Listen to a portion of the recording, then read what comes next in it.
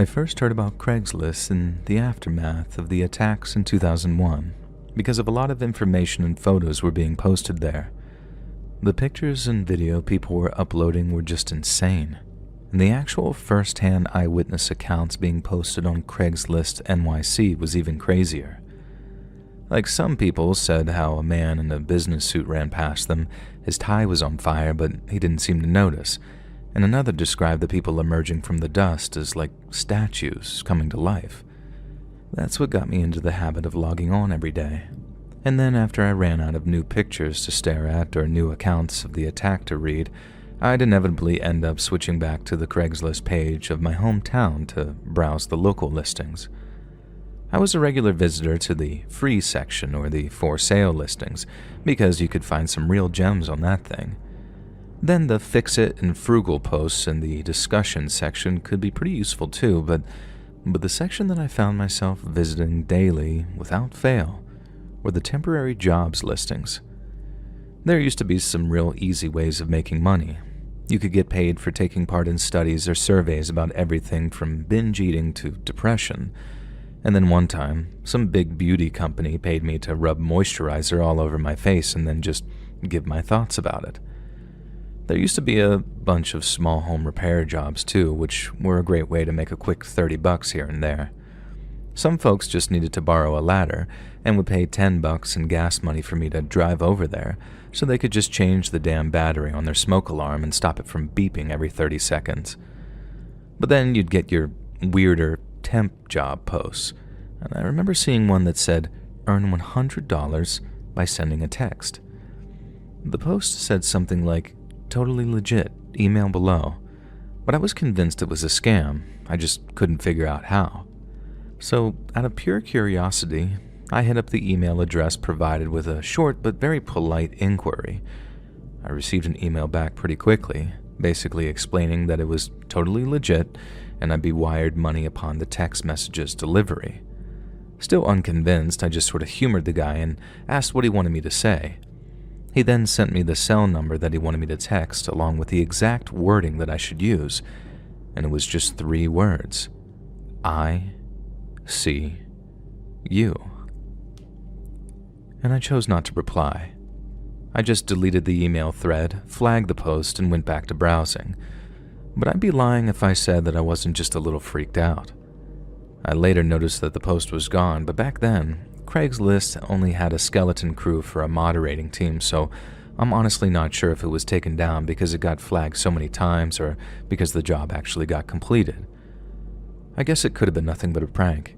But even so, that really was just the tip of the iceberg when it came to weird Craigslist advertisements. And over the next few years, I saw ads that were a whole lot stranger and in some cases, a whole lot darker too.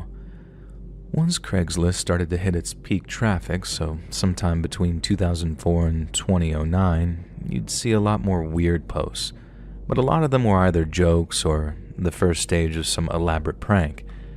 I used to browse some of the wilder ones just for the funnies, but I felt like I got pretty good at telling the difference between a few high school kids having fun down at the computer lab and someone who needed serious psychiatric help. At least until I saw an ad that read, "Earn money by helping with medical treatment." Nothing about the title raised any flags for me at first because it was expected that you'd come across something unusual like that every so often. But again, out of pure curiosity, I clicked the post, read through the listing, and then started laughing my ass off at what OP had written.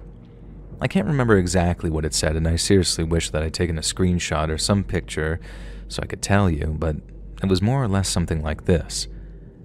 The medical treatment OP was referring to was the amputation of his right leg. He wanted someone to drop by his apartment and basically spot him so he could remove his right leg below the knee without leaking all over the floor and taking a forever nap. He'd written that experience wasn't necessary because he'd coach you on how to tie the tourniquet and how to cauterize a wound, but that anyone who helped would be paid a cool $1,000. I realized the content is pretty dark, but the way OP had written the ad was nothing short of hilarious. Again, I wish I'd made a record of it before the post was finally taken down because It was written in such a self-aware and self-deprecating style that at first I thought it had to be a well-written satire. When I saw the attached email address read, "cash to cut off my leg" at AOL.com, I remember erupting into laughter and being entirely convinced that I was reading some kind of inside joke between medical students. I actually thought it was the funniest post that I'd ever really seen, and it tickled me so much that I figured that I'd send an email saying how much I actually appreciated it. It was almost like the poster was aware of how weird Craigslist ads could be and was basically mocking the whole system. Well, it turns out the guy had an awesome sense of humor, but his ad was not a joke. And so I send off this email saying something of the sorts of, "You guys gave me a chuckle. Keep up the great work." Then a few hours later, a reply flashed up in my inbox. Cash to cut off my leg, and for ease I'll just call him Cash from here on out, told me that while he was excited about me appreciating his bleak sense of humor, he expected serious inquiries only. He'd supposedly made that clear toward the end of his post, but all the unserious posts included those words and almost a calling card to indicate that they were just that, very unserious trolling. And you'd see stuff like seeking 10 gallons of breast milk, serious inquiries only, or seeking someone to bite my hemorrhoids, serious inquiries only, to the point where almost all the truly serious posts made a point of not including that phrase in order to appear authentic. But then, even with Cash insisting that he was the real deal, I still had trouble believing someone was willing to pay me to help cut off their leg. I remember sending back a short and very honest message basically saying, "I appreciate the dedication to the joke, but I'm still not fooled." And Cash's reply came back within minutes again, and he assured me that his post was not a joke, claimed the amputation of his leg was something he'd been planning for years, and then added that he'd actually practiced such procedure on one of his fingers. He then said that he didn't care if I doubted his authenticity, that he'd find someone to help eventually, and if that person wasn't me, then I should just kindly refrain from further emails. I don't know what I was expecting to read in reply, but it certainly wasn't something so concise and kind of believable. I say believable because he didn't attempt to creep or gross me out, well, not deliberately anyway. It was actually the opposite. His message was just polite and kind of tongue-in-cheek at first, and what's more, he made it crystal clear that he had nothing to prove to anyone. Normally, I'd have just ended an email chain once I figured out that the poster was either crazy or just trying to prank someone, but in this case, this guy had me fascinated. I didn't write a reply straight away. I'd actually resigned myself to doing what I'd mentioned, just disregard it, delete it, and then move on. But in Cash's case, I couldn't bring myself to just nuke the thread and be done with it. I think I knew in the back of my mind that I'd end up writing to him again. I just didn't count on the urge taking hold of me so soon. And I remember heading back to my computer and typing out some very long email that basically amounted to this. If his post was nothing more than an attempt at humor, then that was fine. But if he was truly genuine in his request, then I found him and his so-called medical treatment so incredibly fascinating. And then with that in mind, I asked if he was okay with me asking him some questions. Cash's reply didn't come so fast that time, but when it did, I was actually kind of excited to hear back from him. He said that very few people ever showed any genuine interest in him, and since I seemed so sincere, I was welcome to ask him anything I liked. I was still in very much two minds about this Cash guy being genuine. I figured he could be real, but it was far more likely that he was lying for some reason, and for my own peace of mind, I wanted to sort of catch him so I could put the whole thing to rest. I asked Cash a lot of questions over the week or so that followed, about all sorts of different stuff, but the gist of his answers was this. Back when he was in elementary school, a popular teenage boy in Cash's hometown was involved in a serious automobile accident. Lots of people heard about the kid getting all mangled up before they rushed him to a hospital, and for a while there, it was looking like his race was run, as they say. Somehow the kid pulls through, but when he showed up again, it was on crutches, because he lost one of his legs just above the knee. Cash said that all the way back then he remembered feeling different to everyone else, They either pitied the kid who lost his leg or were relieved that he pulled through all the surgeries that he had to go through. Whereas young Cash there, he didn't feel any pity or relief. He actually felt envy. He felt jealous that the one kid got all kinds of sympathy and privileges, and I mean that was only right to support the new amputee as he settled into his new life. But I guess from Cash's perspective, it just kinda twigged something in his brain and made him associate the loss of limb with some kind of, I don't know, bugged positive feedback loop. Because ever since then, Cash had an obsession with people losing limbs and particularly their legs.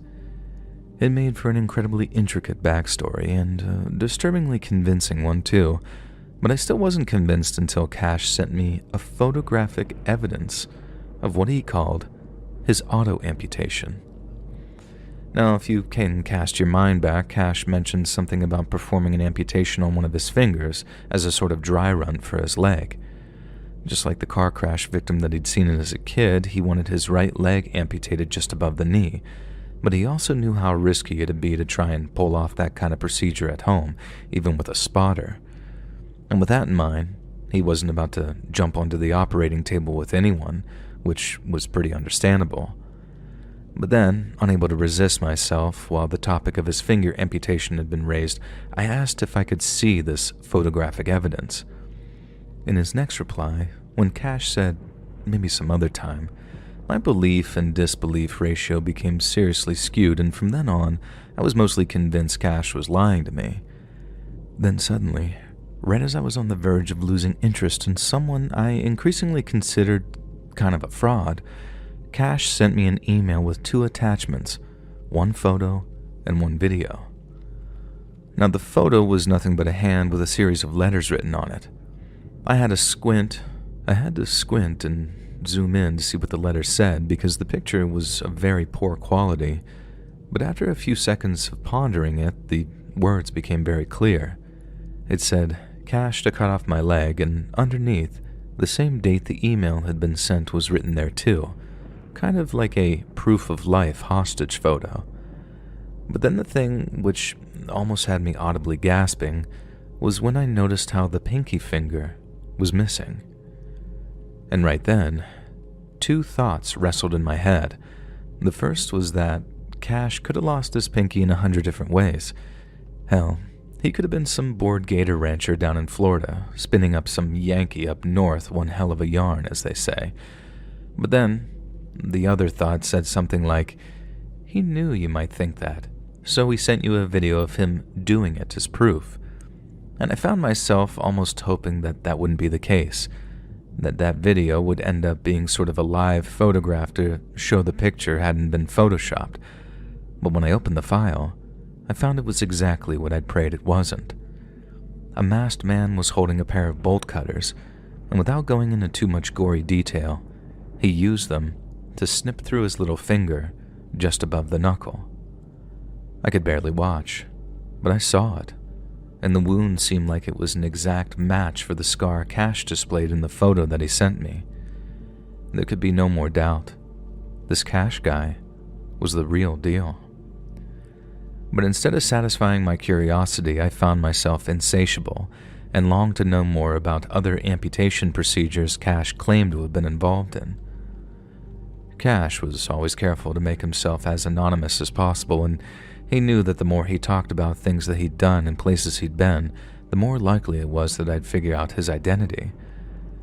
But with that in mind, he told me about 1 or 2 things he'd taken part of, where it was him that had been the spotter, and sometimes people just wanted him there for moral encouragement and not even to physically participate. Such as the guy who snipped his junk off. Cash said that he did all the clamping and cutting himself. He just needed someone who understood his thinking there to talk him through it. But then another time, Cash helped a guy amputate his own leg, or rather, make it so that the hospital had no choice to amputate it for him. He and this dude he met on Craigslist loaded up a plastic trash bin with ice and water, and then the guy he met up with basically submerged his leg in ice for almost 20 hours. Now, Cash said it was his job to keep the guy's core warm so that he didn't go into hypothermia, And he also had to make sure the guy had snacks, fluids, and everything he needed to make sure that he didn't have to unsubmerge his leg. Now, being kept at freezing temperatures that long completely killed all the tissue, while keeping the man himself pretty safe. Cash then drove him to the hospital, and a couple of hours later, voila, a brand new, very happy amputee. What's more, Cash didn't take a penny from the guy. He helped out of the kindness of his heart. And honestly, I couldn't believe what I was reading. Or rather, I could, but I couldn't imagine getting that kind of satisfaction or fulfillment from having a limb removed. I asked Cash why people wanted this kind of thing, and he told me it was for a variety of reasons. Some people wanted to look on the outside like they felt on the inside, and after their limb of choice was removed, they disappeared from the amputation scene entirely. Others stuck around to help coach others through the process. But then according to the Cash, there was the third kind. The kind that had one limb removed, and then another, until it was clear that they were on a very dangerous path. He knew one guy whose ambition was to be like a limbless pillow person, not out of any kind of overtly inward loathing either, but because he liked the idea of people having to tend to his every need. Another guy's dream was to have his severed head animated so he could watch someone butcher his body before finally being unplugged. Technologically speaking, that fantasy is obviously a few thousand years in the making, but it gave me a real insight into the kinds of people who drifted in and out of the auto-amputation scene. And after a while, I guess I kind of ran out of questions to ask while Cash's replies became less and less frequent. We'd keep in touch here and there, kind of like pen pals in a weird way, until one day, Cash emailed me to say that he'd found someone willing to help remove his leg. It sounds kind of twisted to think about it now, but I was actually kind of happy for him. I had already had my suggestion of therapy turned down before Cash gave me the stark warning of, "Do not try and save me, or I'll stop replying to your emails." I figured he was beyond saving at this point, and all he wanted in the world was to get that leg of his removed. And so, I don't know. Hearing that he was finally about to organize its removal, and with the help of a very willing participant, I was actually pretty excited for him, I guess. After all, it was do it quote-unquote properly, or risk messing it up and losing his life, and aside from his weird thing with auto-amputation, Cash didn't seem like a bad guy at all. He didn't give me too much detail, but he seemed close with his family, and he never said where, but I know he volunteered with some kind of charitable foundation. He also assured me that he had a sit-down with some job someplace so his amputation wouldn't affect his ability to take care of himself, and he never partook in an amputation if he believed it would affect a person's lifestyle too negatively. And it was surreal for me that someone with such a wild and sadistic streak could seem like such a well-rounded person in their regular life. But I guess God makes them in all different shapes and sizes and mindsets too. And the last time I ever spoke to Cash, he sent me an email that simply read, "Today's the day. I'll let you know how it goes." But he failed to send any kind of follow-up. I remember waiting anxiously, refreshing my inbox over and over, hoping for some kind of update, any sign that he was all right. And days turned into weeks, and then the silence became unbearable, and I remember sending him a flurry of follow-up emails in that time, each more desperate than the last. I begged him, over and over, to just let me know that he was okay, but the replies never came. I told myself that he had a sudden change of heart, that he realized what he was doing was insane, canceled his plans, and walked away from the AA scene for good. And I clung to that hope like a lifeline, imagining him finding clarity and getting help, and maybe even laughing off the whole ordeal in hindsight. But late at night, when the world was very still and quiet, darker thoughts would creep in. And deep down in that place I didn't want to acknowledge, I felt like I already knew the truth. He went through with it. And something had gone horribly, horribly wrong. The not knowing was the worst part. Did he fade away alone in some dingy motel? Did the tools that he relied on fail him at the worst possible moment? Or was it worse than that? Did he achieve what he wanted? only to realize too late the magnitude of his mistake. And it gnawed at me endlessly for a very long time, and I hoped a reply might one day find its way into my inbox. But it never has. And I think part of me knows for certain that I'll never hear from Cash from Craigslist ever again.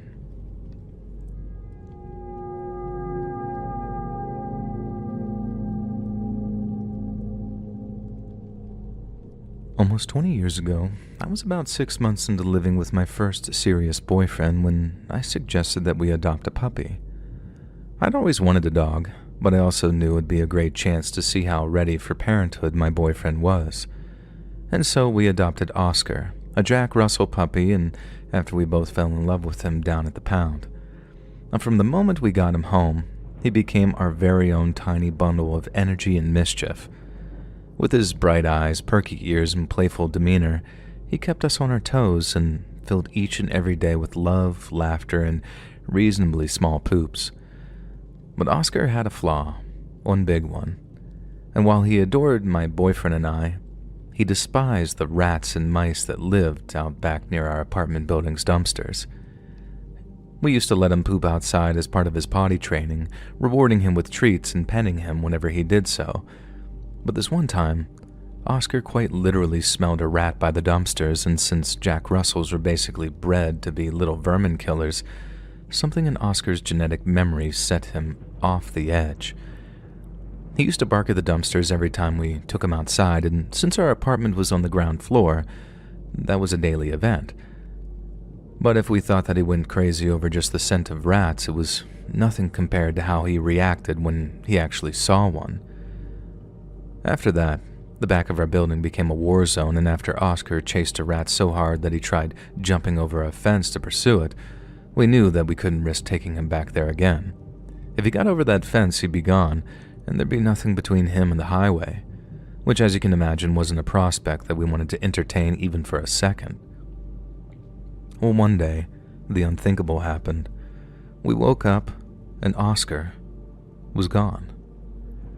My boyfriend somehow failed to close the back door properly when he came home drunk the previous night, and then while we were asleep, Oscar had gotten out and had either jumped over the fence chasing those rats, had found a gap in it to wiggle through, or even worse, someone had stolen him. And I was distraught and so mad at my boyfriend. I didn't say a single word to him until he promised with all of his heart and soul to bring Oscar home or die trying. And yes, the die trying part was overly dramatic, but I appreciate how sorry he was, and I also appreciated the amount of effort he put into searching the neighborhood, knocking on doors and putting up missing posters. But my boyfriend didn't stop there. He even went so far as to upload a missing dog post on our local Craigslist page. In a post titled Lost Dog, my boyfriend uploaded a picture of Oscar along with his last known location. We also offered a reward to anyone who could reunite us with him, and then over the next 24 hours or so, I was asking, has anyone replied, about every 10 minutes or so. My boyfriend wouldn't say it, but I knew it was wrong to get my hopes up so much. Missing pet stories rarely ever end well, and I knew in my heart of hearts that my boyfriend was putting all that effort in purely out of guilt, not out of any genuine hope that we could bring Oscar home safely. But then, not even 48 hours later, my boyfriend got an email from someone who claimed to have found Oscar. The email basically said, "Hi there. I found a small dog wandering near the highway just the other day, so I put him in my truck and drove him home."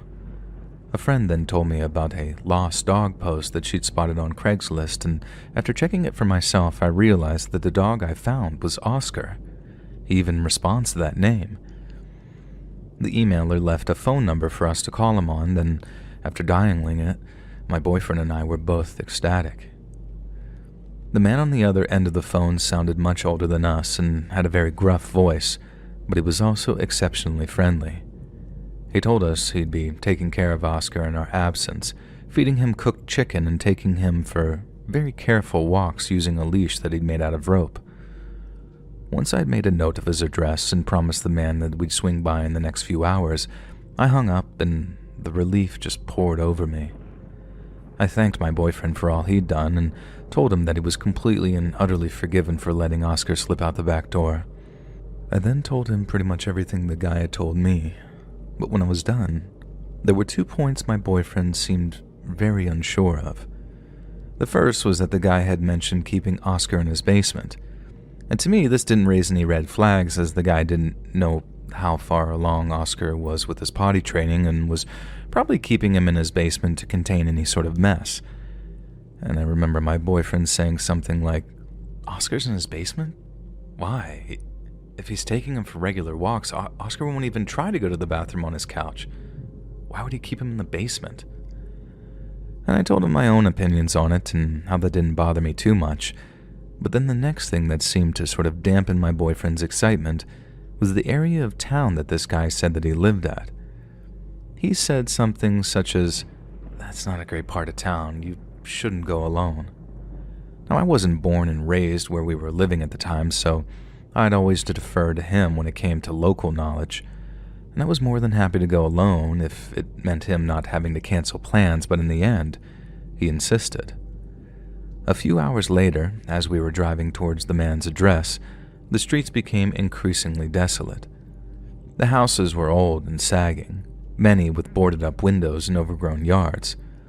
I checked the address again on my phone, hoping that I'd made a mistake, but no, it was right.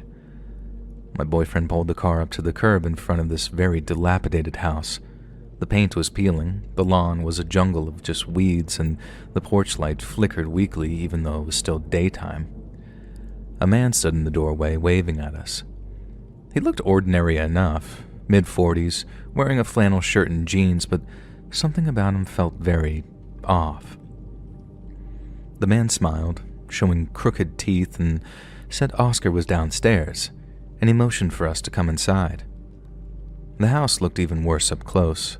The windows were dirty, the porch creaked under my feet, and a faint mildew smell came from the open door. I stopped and looked at my boyfriend, and he gave me a small shake of his head. I asked if the man could just bring Oscar upstairs instead. His smile faded for a moment, but he said it was no problem and again told us to come in, sounding more insistent this time. My boyfriend spoke up, and his voice was firm as he said we wouldn't go inside, and that we'd wait outside instead. And the man's mood changed. He didn't seem as friendly anymore and looked a little annoyed. He said okay, and then went back into the house, leaving the door open. My boyfriend leaned over toward me and whispered that something felt very off and that we should just leave. I whispered back, saying that we couldn't just leave without checking if Oscar was really there, and my heart was pounding, torn between hope and fear. And we waited, but the man didn't come back. Minutes passed, and my boyfriend checked his watch. His face was serious as he said, "We're leaving." And before I could say anything, the man came back to the doorway, and his face was blank now, no sign of the friendliness from earlier. He asked very flatly if we weren't coming in after all, and my boyfriend repeated that we weren't, and we started to walk away. But the man just stared at us as we left. Then as we reached the car, he called out in a very casual tone, but something about it felt wrong, like there was more behind his words, and we drove off in silence. My chest felt tight, and I couldn't decide if I was more upset or just uneasy. After a while, my boyfriend broke that silence, and he said he didn't think the man ever even had Oscar. The house, the neighborhood, the way that guy acted, it all just seemed like some big trap. And the thought made my skin crawl in all of the confusion of that day, and I couldn't stop wondering what might have happened if we had gone inside. And that night I couldn't sleep. My mind kept replaying everything, especially the way the man's face changed when we said no. I kept asking myself what would have happened if we'd stayed, and the next morning still felt uneasy. I looked up that house online, and my stomach dropped when I saw that it had been foreclosed years ago. It wasn't supposed to have anyone living inside of it. I called the police and told them what happened, and they said they checked it out, but they didn't seem very worried, I guess. A week later, an officer called me back, and they said they'd found something in the house, but wouldn't say what. All they told me was that I was lucky not to have gone inside. We never found Oscar, and sometimes late at night I think about that man in that doorway. I wonder how many people weren't as lucky as us and how close I came to being one of them.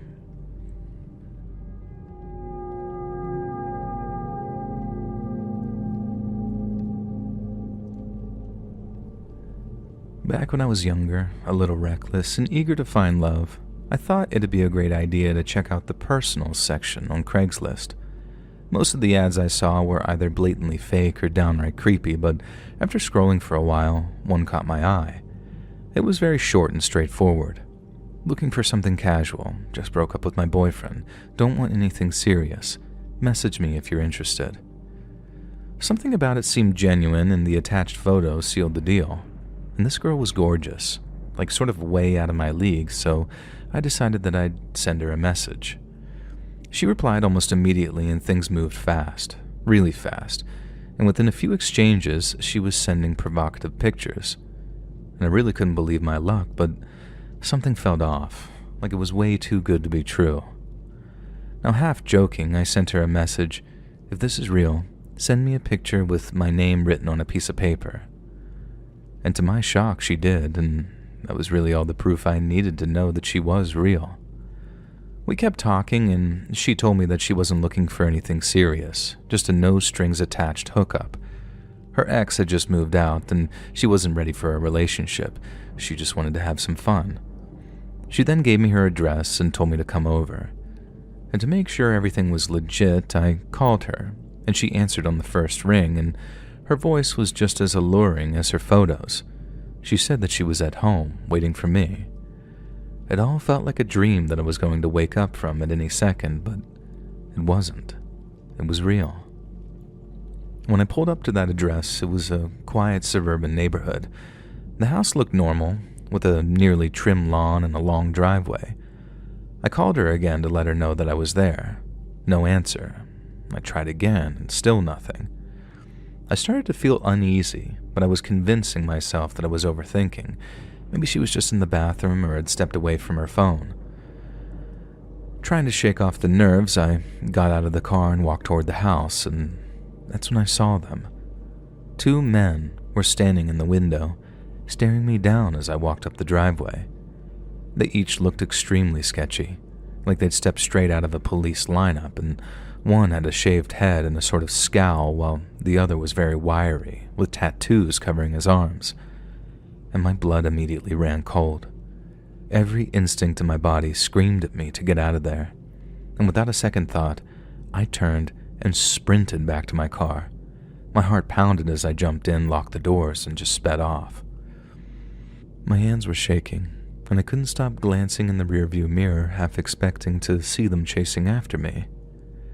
When I finally got home, I tried to calm myself down. Maybe it was a misunderstanding, and maybe those guys had nothing to do with her. But deep down, I knew better. About an hour later, I got a text from the girl. "You're a loser," it read. "That was my boyfriend, and we were just messing with you." I stared at the message, feeling a mix of anger and relief. So much for the ex part, right? And I tried to brush it off as some sick joke, and they probably got a kick out of scaring guys like me. It was messed up, sure, but at least I was okay, I guess. But a few days later, the local news told a much darker story. A man had answered a Craigslist ad in that same neighborhood, and when he showed up, 2 men ambushed him. They beat him, robbed him, and left him barely alive, and he ended up in the hospital fighting for his life.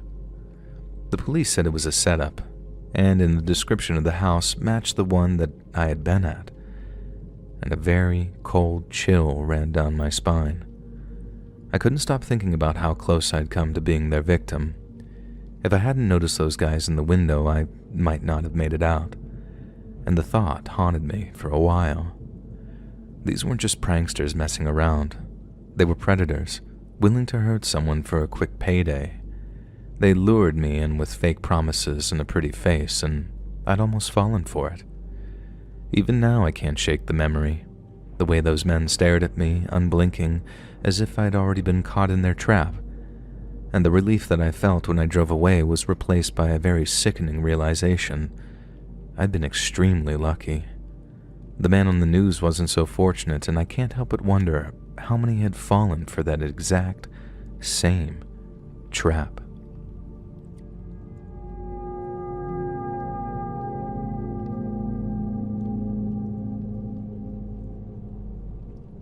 I met him through a Craigslist personals ad.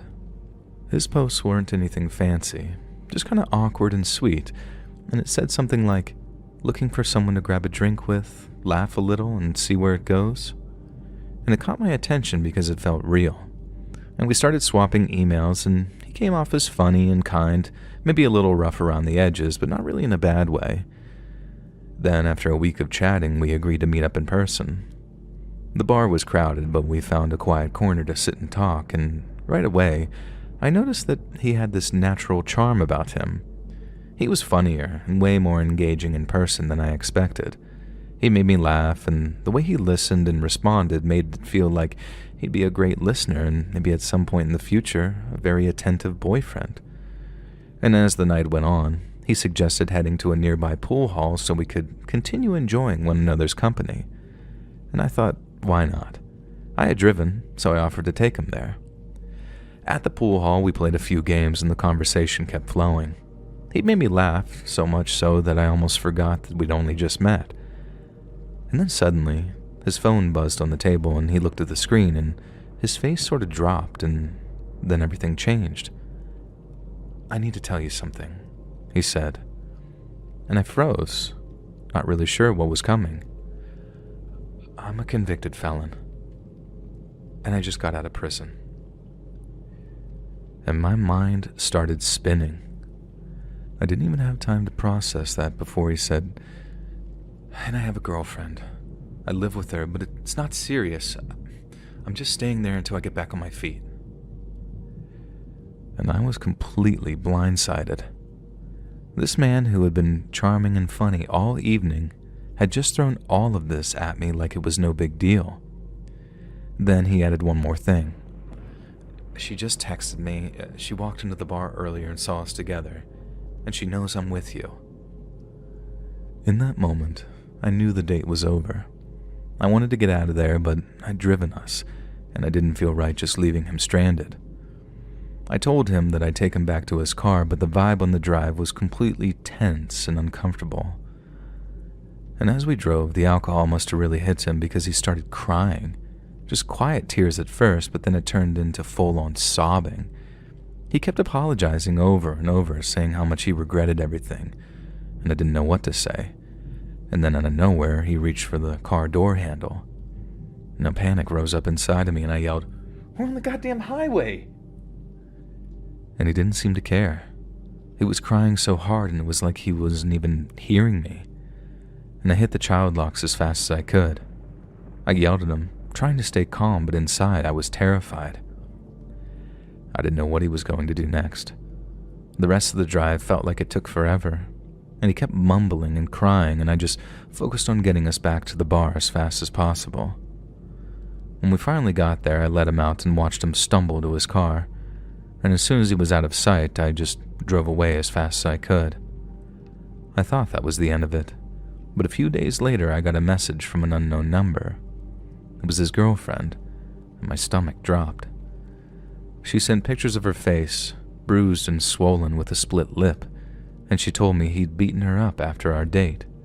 She'd confronted him about seeing me, and that's how he reacted, and I felt sick. This man who had made me laugh and seemed so sweet at first was a violent monster. I couldn't believe that I'd spent an entire evening with him, laughing and having fun, all while being completely unaware of what he was capable of. His soon-to-be ex-girlfriend and I started talking more and more after that, and she told me all about the things he'd done to her, and it was horrifying. Then not long after, she left him for good, and we actually became friends. It's strange how something so terrible can lead to something good, but I guess that's life. And that night changed me. I learned to trust my gut and pay attention to those red flags. If something feels off, it probably is.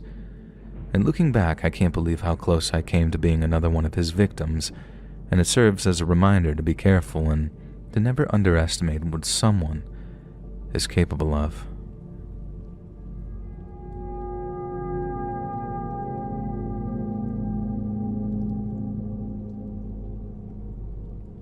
I stumbled across the link on a Craigslist psych discussion forum. I wasn't looking for anything specific, just killing time scrolling through threads on lucid dreaming and conspiracies about subliminal messaging. And then I saw the post. Live feed, smiling man, watch if you dare. It had a single link, no description, and a sense of weirdness that kind of pulled me in, and against my better judgment, I clicked on it. The stream loaded quickly, revealing a man sitting in a plain wooden chair in the middle of an empty room, and the lighting was flat and harsh, giving the whole scene a very clinical vibe. He was staring directly at the camera, unblinking, with the kind of smile you'd expect from someone trying too hard in a family photo. It wasn't quite unsettling at first, it was just kind of strange, and I waited for him to do something.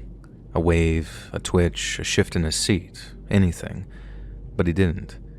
He just sat there, his wide eyes locked on the lens, his lips frozen in that eerie grin, and I checked the timestamp. It was live. I remember thinking, well, this is weird, while glancing at the chat window. It was empty, no viewers except for me, and curiosity kept me from watching. Now 5 minutes turned into 10, and then 20. He didn't move once. No blinking, no fidgeting, nothing. It was like he was frozen in time except for the faint rise and fall of his chest. The longer I stared, the more unnatural it felt, as if he were daring me to keep looking. And then suddenly, I heard a noise. At first, I thought it was my imagination, but it grew louder, a faint creak like footsteps on old wood. But the man didn't react. The sound got louder, footsteps echoing faintly in the stream, coming from somewhere out of view. A shadow flickered across the far wall of the room and my stomach tightened. Someone was there. Someone else. I leaned closer to the screen and my pulse was quickening. A figure appeared, blurry at first, and then cleared as they moved cautiously into the frame. It was a man, dressed in dark clothes, wearing a ski mask, and he was holding a sledgehammer. The intruder didn't seem to notice the live camera at first. He glanced around the room, gripping the hammer tightly, and then froze when his eyes landed on the smiling man. But that man, he didn't move an inch. His grin didn't falter and his gaze didn't shift. The intruder hesitated, his posture stiffening. He took a step closer, waved a hand in front of the smiling man's face. Nothing. And then he whispered something, low enough that I couldn't make it out. The smiling man stayed silent, and he didn't even blink. The intruder backed away slowly, muttering to himself, and then turned and bolted out of the frame. I heard the sound of a door slamming shut somewhere off screen, and for a moment the room was quiet again, except for the faint hum of the camera. The man didn't so much as flinch. I closed the tab, but the image of his frozen, smiling face stayed with me long after. I never went back to that stream, but sometimes I wonder how many people have found it since, and who's really watching who.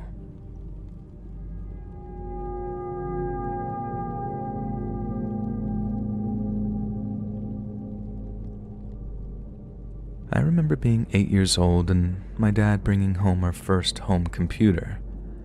I have very vivid memories of how excited he and my mom were and how Dad let me use MS Paint to get me accustomed to using the mouse. It seemed like a big deal to them, but it was like a positive thing, you know, something they were excited about.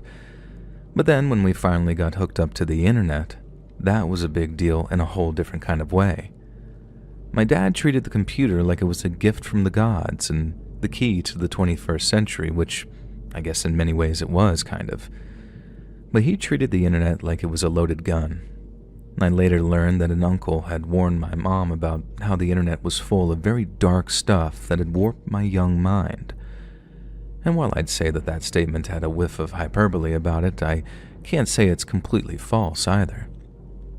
Maybe 6 or 7 years later, when I was finally allowed to surf the internet unsupervised, I discovered a little website you may know as Craigslist. I'm sure like 90% of people know what Craigslist is, and if you don't, you better just Google it or something, but I wasn't revisiting the place for the sales or the personals. I was returning for all the weird info dumps and discussions taking place in the psych and religion sections of the discussion boards. And that's when I discovered the single most disturbing thing I had ever read online. The story of a little girl named Anna, and how even though I thought my uncle was an old prude, making mountains out of molehills, he was actually kind of right about the whole internet being full of weird and very disturbing stuff. So back in 2007, a young Czech man set up one of those video baby monitors in order to check up on his newborn son. But then one night, he switches it on, and instead of seeing his kid asleep in his crib, he sees a boy of around 6 or 7 bound and gagged in the corner of a dirty cellar. Naturally, the guy rushes to call the cops, who deduce that he somehow received the signal of a similarly video-based baby monitor located in a nearby home. The cops then go door to door, trying to figure out where the signal was coming from, and that's when they meet the Moorova sisters. The older of the two sisters was the single mother of 2 young boys and had recently adopted a 13-year-old girl named Anna. It was one of those 2 boys the young father had witnessed tied up in the basement. It was a form of punishment, but not one devised by the boy's mother or aunt. It was little Anna's idea, the 13-year-old girl adopted by the older Moorova sister. But Anna had not just been manipulating the sisters into brutally punishing the boy. She had been cutting off thin slices of his flesh and then feeding them to the unwitting sisters in their daily meals. And at first, the police believed Anna was just another victim of the sisters' abuse. Yet oddly, the girls didn't show any of the same signs of abuse that the boys had, be it burns, bruises, or scars. The 2 boys confirmed it too, only they were ever subjected to abuse and Anna remained untouched. Somehow, Anna had convinced the 2 boys that they deserved to be punished, which was why they never thought to fight back or otherwise defend themselves. The same was true for the 2 sisters. Somehow, Anna had convinced them that what they were doing was the right thing to do, and neither of them had a history of being abusive until little Anna had showed up on their doorstep. Little Anna was adopted, all right, but the Moorova sisters hadn't visited an orphanage or contacted some kind of adoption agency. Little Anna had simply turned up on their doorstep one day and had never left. The cops do some digging on little Anna, trying to find out where she came from, then, after months upon months of searching, this is what they discovered. 13-year-old Anna was not 13 years old. She wasn't even named Anna. She was actually in her early 30s. Her name was Barbara, and the only reason she could pass as a young girl was because she had some rare developmental disorder. The cops moved to arrest the woman only to find that she'd fled the country.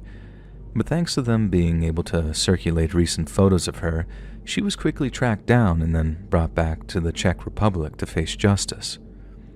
It turns out she was in Poland, posing as a 14-year-old boy, and she'd already talked her way into the home of a young family who had, you guessed it, 2 young children. On the Craigslist discussion board, there were all kinds of rumors that Anna's birth parents were connected to some weird cult called the Grail Movement. But even as a teenager, I found the connection to be odd at best. The only thread that held them together was the idea that the movement's goal was to create a kind of Metachrist, essentially a copy of Jesus with all the same preternatural powers. Supposedly, Anna was this Metachrist, but then without the proper guidance, she turned rotten and used her powers for evil. The Grail movement was a real thing, and a serious enough movement that the National Socialists went after them after they annexed Austria. But I think people just wanted to tag the 2 subjects together to make the whole thing into some vast, creepy conspiracy, when to me, the whole thing is just scary enough on its own. These days, I think back on it, on what my uncle said about the internet being full of weird, creepy stuff, and I think he's partially right. But it's not the internet that's packed with all of those strange, frightening things. It's the world outside of our windows. Real life, the world and the people in it. Those are the really scary things. All websites like Craigslist do is kind of act like a window, which allows all of us to see it, truly.